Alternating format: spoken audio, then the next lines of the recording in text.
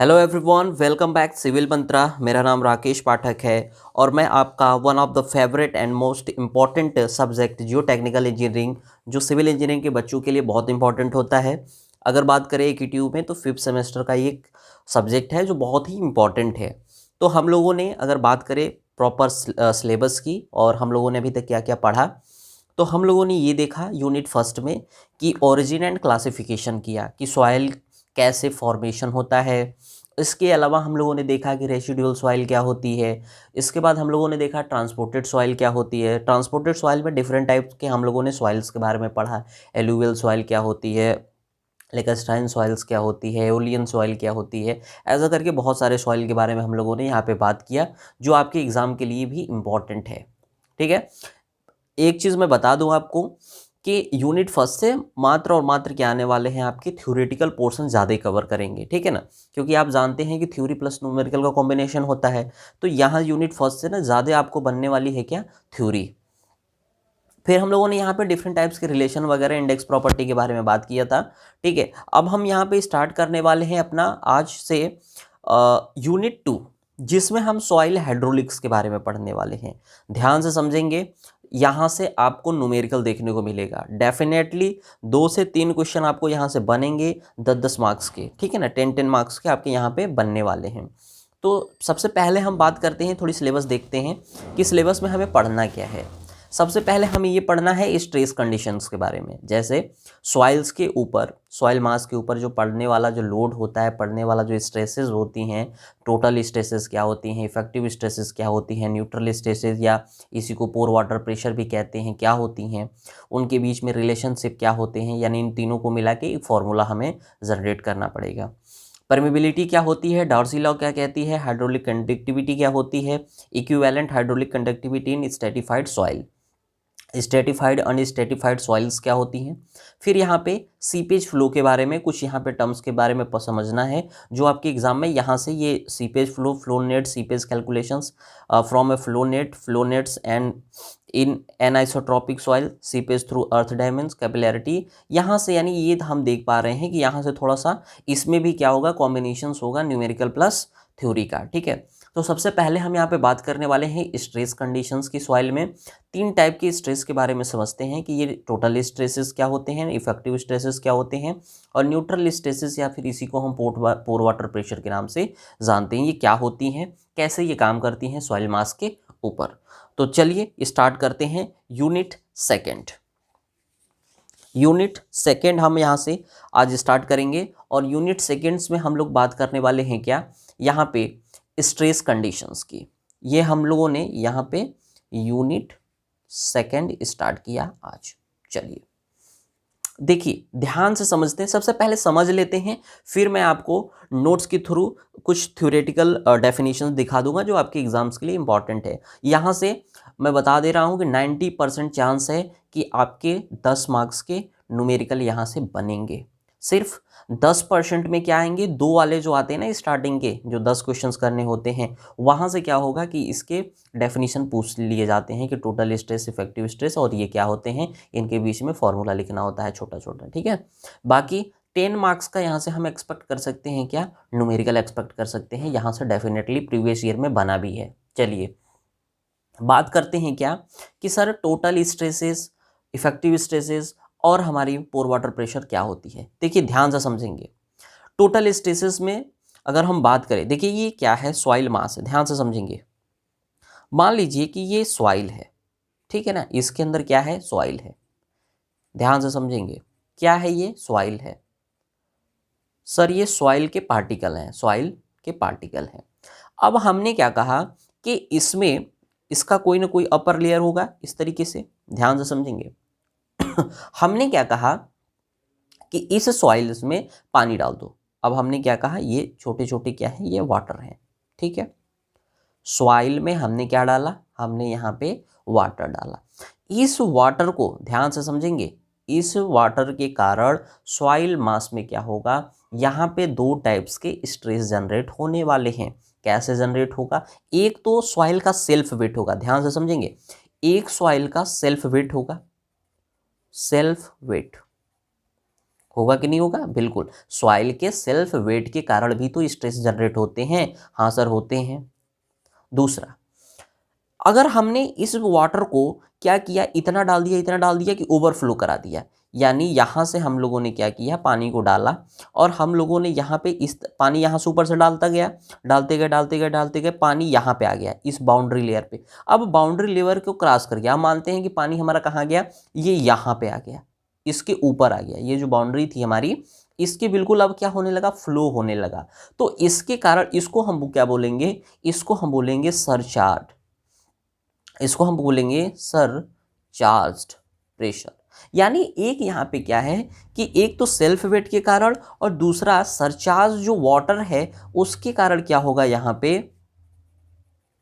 एक stress generate होगा। ठीक है, तो टोटल स्ट्रेसेस जो होता है सेल्फ वेट और सरचार्ज जो हमारे यहाँ पे वाटर है इसके कारण क्या होता है, टोटल स्ट्रेसेस जनरेट होती हैं। मैंने क्या कहा, हमने यही कहा कि सेल्फ वेट और सरचार्ज के कारण, दोनों के कारण यहाँ पे टोटल स्ट्रेसेस जनरेट होते हैं। अच्छा, स्ट्रेस बराबर क्या होता है सर, फोर्स अपॉन एरिया होता है, सिंपल सी बात है।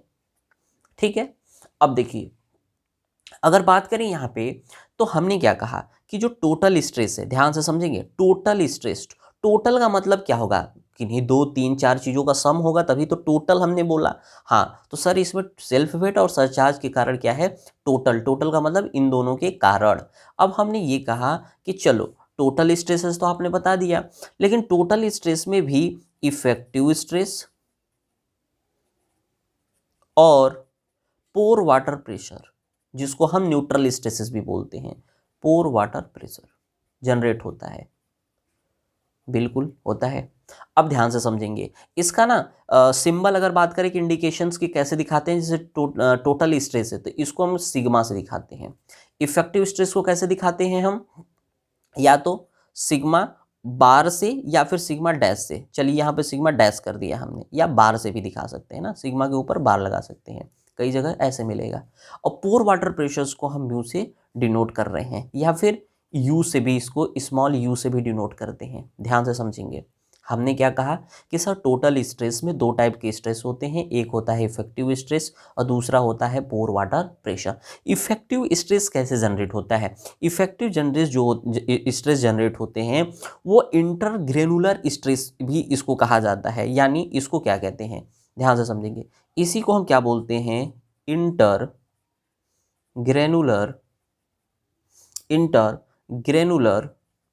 स्ट्रेस भी कहते हैं। ठीक है ना, जैसे हमने इसको कहा था कि न्यूट्रल स्ट्रेस कहते हैं। देखिए अब इंटरग्रेनुलर स्ट्रेस का मतलब क्या है, सॉइल के पार्टिकल के बीच में लगने वाला के कारण, जो उनके बीच में जो फोर्स लग रहे हैं उस फोर्स के कारण स्ट्रेस जनरेट हो रहा है, that stress is called effective stress. क्या हमने कहा कि सर सॉइल पार्टिकल के ऊपर आपस में उनका इंटरग्रेनुलर स्ट्रेस जो लग रहे हैं उसी को हम इफेक्टिव स्ट्रेस कह रहे हैं। ठीक है, अब बात आती है कि सर न्यूट्रल स्ट्रेसेस क्या है। न्यूट्रल स्ट्रेसेस का मतलब ये है, अगर न्यूट्रल स्ट्रेसेस की बात करें, जैसे मान लीजिए ये सॉइल है, ये सॉइल का पार्टिकल है, अब इसके ऊपर चारों साइड से इस तरीके से क्या होगा, एक फोर्स लगेगा। लेकिन ध्यान देंगे कि ये जो हमारा यहाँ पे मान लीजिए ये सॉइल है, इस सॉइल्स पे ही लगेगा, दूसरे सॉइल्स पे लगेगा। मतलब यहाँ पे कहने का मतलब क्या है कि ये इंटरग्रेनुलर स्ट्रेस में क्या हो रहे थे, 2 सॉइल पार्टिकल के बीच में जो स्ट्रेसेस लग रहे थे, यहाँ पे इंडिपेंडेंट क्या होते हैं, यहाँ पे फोर्स काम करते हैं और हर एक पार्टिकुलर जो पार्टिकल है सॉइल्स का उसके ऊपर स्ट्रेस जो जनरेट होता है, that stress is called neutral stresses. ठीक है, या फिर पोर वाटर, इसी को हम पोर वाटर प्रेशर बोलते हैं। ठीक है, अब इसको अभी तो हम लोगों ने बेसिक समझा है। ठीक है, अब इनके बीच में ना एक फॉर्मूला हमें आता है जिससे क्वेश्चंस बनते हैं एग्जाम के पॉइंट ऑफ व्यू से। तो जो टोटल स्ट्रेस क्या हो गया, अगर हम बात करें टोटल स्ट्रेस, तो सर टोटल स्ट्रेस में 2 स्ट्रेस हैं, पहला इफेक्टिव स्ट्रेस, यही तो है इफेक्टिव स्ट्रेस प्लस पोर वाटर प्रेशर, है कि नहीं, बिल्कुल है। ये फॉर्मूला बन गया मेरा। ठीक है, हमने इफेक्टिव स्ट्रेस को सिग्मा डैश से डिनोट किया है, बहुत सारी जगह बार से भी डिनोट किया गया होगा। पोर वाटर प्रेशर को म्यू या फिर स्मॉल यू से डिनोट करते हैं। ठीक है। तो ये हमारे पास क्या आ गया, ये हमारे पास आ गया क्या, एक फॉर्मूला बन गया। किस चीज़ का फॉर्मूला बन गया कि सर ये बन गया कि जो टोटल स्ट्रेस है ये इफेक्टिव स्ट्रेस प्लस पोर वाटर प्रेशर्स का ये क्या होता है, समेशन होता है। अगर हमें इफेक्टिव स्ट्रेस निकालना रहे, सिग्मा डैश निकालना रहे, तो टोटल स्ट्रेस में से पोर वाटर प्रेशर्स को अगर हम कैंसिल कर देते हैं तो हमें क्या पता चल जाता है, इफेक्टिव स्ट्रेस। यही हमें निकालना होता है ज़्यादातर क्वेश्चंस में जो दिए होते हैं, ठीक है। अब देखिए पोर वाटर जो प्रेशर्स होते हैं, ध्यान से समझेंगे, जो हमारे क्या होते हैं पोर वाटर प्रेशर्स होते हैं उसको हम कैसे निकालते हैं। पोर वाटर प्रेशर्स जो होते हैं, ये जो पोर वाटर प्रेशर है इसको हम स्टैंडर्ड, ध्यान से समझेंगे, हमने क्या कहा, स्टैंड पाइप, या फिर इसको हम पीजोमीटर से और पीजोमीटर की सहायता से क्या करते हैं, फाइंड आउट करते हैं, ठीक है। पोर वाटर प्रेशर को मेज़र कैसे करते हैं, सर आपने ये कहा कि पोर वाटर प्रेशर जो है उसको हम कैसे मेज़र करते हैं, स्टैंड पाइप से या पीजोमीटर से हम पोर वाटर प्रेशर्स को मेज़र कर लेते हैं। इतनी बात आपको आई होप समझ में आया हो। चलिए अब बात करते हैं कुछ थ्योरी की, क्योंकि आपके एग्ज़ाम में सिर्फ इतने से काम नहीं चलने वाला, जितना भी हम लोगों ने समझा है, जो अगर इतना आपको समझ में आ गया तो 90% से ज़्यादा की चीज़ें हमें कवर हो चुकी हैं, ठीक है। अब हम बात करने वाले हैं क्या, कुछ थ्योरी की। मैं कुछ थ्योरी दिखाना चाहूँगा क्योंकि एग्ज़ाम में थ्योरेटिकल पॉइंट ऑफ व्यू से भी इम्पॉर्टेंट होता है, क्योंकि सेमेस्टर एग्ज़ाम में यहाँ से भी क्या होते हैं, सवाल पूछ लिए जाते हैं। तो सबसे पहले देखेंगे कि इफेक्टिव स्ट्रेस क्या होता है। अगर बात करें यहाँ पे तो इफेक्टिव स्ट्रेस, टोटल स्ट्रेस और फिर पोर वाटर प्रेशर क्या होते हैं, ध्यान से समझेंगे। यहाँ पे हमने क्या कहा, ध्यान से समझेंगे कि टोटल स्ट्रेस को सिग्मा से, पोर वाटर प्रेशर को या फिर यू से या म्यू से, इफेक्टिव स्ट्रेस को सिग्मा बार से या सिग्मा डैश से हम डिनोट कर सकते हैं, अभी मैंने बताया। अब देखिए टोटल स्ट्रेस क्या होते हैं। Total stress on a plane within a soil mass is force per unit area. अभी हमने तो बताया था कि स्ट्रेस बराबर क्या था, force per unit area of soil mass which is transmitted in normal direction across the plane. बिल्कुल प्लेन के अक्रॉस ही तो काम कर रहा था, इसी तरीके से था। यहाँ पे हमारे सॉइल मास थे, यहाँ पे सॉइल मास था, इसके ये क्या है, नॉर्मल ही तो है। तो इस तरीके से क्या करते हैं, हमारे टोटल स्ट्रेस काम करते हैं। इसमें कौन कौन से हमारे कंसीडर होते हैं, एक तो सॉइल का सेल्फ वेट प्लस दूसरा जो सरचार्ज यहाँ पे वाटर है, इन दोनों का समेशन, यानी दोनों का जो क्या होते हैं, दोनों को ऐड कर लेते हैं तो ये हमारा टोटल स्ट्रेस बन जाते हैं। टोटल स्ट्रेस में दो टाइप्स के स्ट्रेसेस होते हैं, पोर वाटर प्रेशर और इफेक्टिव स्ट्रेस होते हैं। चलिए आई होप आप लोगों ने वीडियो को पॉज करके देख लेंगे कि ये टोटल स्ट्रेस क्या होती है। चलिए अब बात करते हैं इसके थोड़ा सा आगे फॉर्मूले की, ठीक है। फॉर्मूला में देखते हैं कि हम कैसे इसको डिराइव करते हैं, ठीक है। यहाँ पे देख सकते हैं आप, अगर बात करें यहाँ पे आगे, देखिए यहाँ पे क्या था, हमने अभी बताया कि जो टोटल स्ट्रेस था वो फोर्स पर यूनिट एरिया था। अब देखिए यहाँ पे एक चीज़ आ रहा है कि गामा सैट यानी गामा सैचुरेशन यूनिट वेट। तो देखिए ये मान लीजिए कि सॉइल है, ठीक है ना, ये हमारा इसका लेवल है। अब टोटल स्ट्रेस हमें फाइंड आउट करना है, तो स्ट्रेस बराबर क्या था, फोर्स पर अपॉन एरिया। अब देखिए फोर्स यहाँ पे सिग्मा बराबर, फोर्स तो काम कर ही रहा है एफ, इसके साथ साथ सॉइल्स का जो डेंसिटी, एरिया और हाइट भी तो यहाँ पे कंसिडर करना पड़ेगा, क्योंकि इसके कारण भी तो स्ट्रेस जनरेट हो रहा है। मैंने अभी क्या बताया था कि सॉइल्स के सेल्फ वेट के कारण और सरचार्ज जो हमारे क्या होते हैं, पोर वाटर प्रेशर होते हैं, उसके कारण भी तो काम करता है। तो हमने कहा कि force plus gamma sat into area जो भी होगा इंटू जो हमारा सेक्शनल एरिया होगा और हाइट, इसको कंसिडर करेंगे, अपॉन एरिया करेंगे। अब ए से इसको डिवाइड कर दीजिए, तो फोर्स अपॉन एरिया क्या हो गया, force upon area plus a से ये कटेगा, गामा सेट इंटू हाइट आ जाएगा। तो पोर वाटर प्रेशर्स अगर हाइट के फॉर्म में इस तरीके से पूछ लेगा तो F upon A plus gamma sat into H होता है, ठीक है। अब देखिए दूसरा हमारा क्या था, पोर वाटर प्रेशर, ध्यान से समझेंगे। दूसरा हम अगर बात करें यहाँ पे किसकी बात कर रहे हैं, पोर वाटर प्रेशर्स की। पोर वाटर प्रेशर्स क्या होते हैं? हमने कहा कि water pressure will be assume to over the total cross sectional area although the actual area on which these water pressure act in the wide area। ध्यान से देंगे, यहाँ पे जो छिद्र है, ध्यान से समझिए, यहाँ पे फिगर में देखिए, यहाँ पे क्या बन रहे थे, मैंने बताया था कि सॉइल्स के बीच में यहाँ पे क्या बनते हैं, वाइड्स बनते हैं। इन वाइड्स के ऊपर जो फोर्सेस काम कर रही है, जो प्रेशर काम कर रहा है, दैट प्रेशर या force is called pore water pressure होता है। देखिए यहाँ पे क्या काम कर रहा है, यहाँ पे देखिए, यहाँ पे देखिए, ये जो डॉटेड डॉटेड है ग्रीन से, ये क्या है, ग्रेन टू ग्रेन क्या हो रही है, यहाँ पे फोर्सेस काम कर रही है। ठीक है, तो इसको हम क्या कहेंगे, पोर वाटर प्रेशर काम कर रहा है। तो फिर हमने क्या कहा कि the pressure act in wide area, this is because to grain contact area is very small, क्योंकि ग्रेन एरिया क्या होता है, बहुत कम होता है, 2 से 3% ऑफ टोटल एरिया होता है। ठीक है, ग्रेन से ग्रेन एरिया क्या होते हैं, ये जो आपस में जो स्पेस होता है बहुत कम होता है एज कम्पेयर टू सॉइल्स के सॉलिड्स के एरिया से। ठीक है, तो ये 2 से 3% होते हैं टोटल एरिया का। कौन क्या होता है यहाँ पे, कॉन्टेक्ट एरिया। तो इसलिए जो पोर वाटर प्रेशर्स है, क्या हमने बताया कि सर ये होता है ग्रेन से ग्रेन के बीच में जो हमारे वाइड्स होते हैं, उन वाइड्स में क्या होते हैं, वाइड्स ग्रेन के कारण जब कांटेक्ट में आते हैं तो वहाँ पे पोर वाटर प्रेशर जनरेट हो जाता है। ठीक है, ये हमारा पोर वाटर प्रेशर रहा। ठीक, अब देखिए आगे अगर बात करें पोर वाटर प्रेशर के बाद, तो हम यहाँ पे क्या करने वाले हैं, नेक्स्ट पढ़ने वाले हैं इफेक्टिव स्ट्रेस, क्योंकि हमारा लास्ट इफेक्टिव स्ट्रेस था। तो इफेक्टिव स्ट्रेस देखते हैं क्या था, ध्यान देंगे।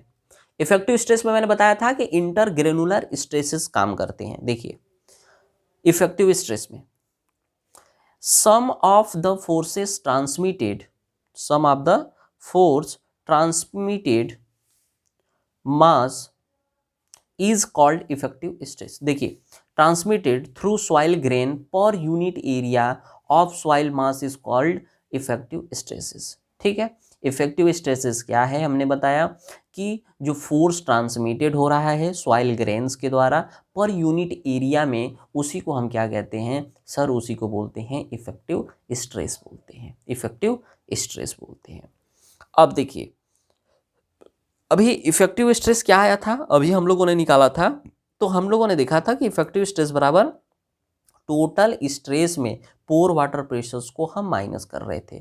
अगर अभी तो हमने बताया कि सर टोटल इफेक्टिव स्ट्रेस जो था वो टोटल में से हम क्या कर रहे थे, जो हमारे पोर वाटर प्रेशर्स थे उसको कैंसिल कर देते हैं, तो हमारे पास इफेक्टिव स्ट्रेस बच जाता है और हम ही इस तरीके से इसको फाइंड आउट कर लेते हैं। यहाँ से आप न्यूमेरिकल एज्यूम कर सकते हैं। यहाँ क्यों, क्योंकि यहाँ से न्यूमेरिकल पूछे गए हैं प्रीवियस ईयर्स में। ठीक है, और फ्रिक्वेंटली पूछे गए हैं, तो यहाँ से हम लोगों ने इतनी चीज़ों को कवर कर लिया। ठीक है, अब हम जो अगला टॉपिक कवर करने वाले हैं इसमें, वो कवर करने वाले हैं अपने परमेबिलिटी को। ठीक है, हम जो अगला टॉपिक कवर करेंगे इसमें वो कौन सा करेंगे, परमेबिलिटी को करने वाले हैं, जिसमें हम लोग देखेंगे कि डार्सी ने परमेबिलिटी को लेके क्या कहा। ठीक है, डार्सी ने वेलोसिटी और हाइड्रोलिक ग्रेडियंट आई के बीच में क्या निकाला, एक रिलेशन निकाला। ठीक है, इसी रिलेशंस के बारे में हम नेक्स्ट लेक्चर्स में बात करने वाले हैं।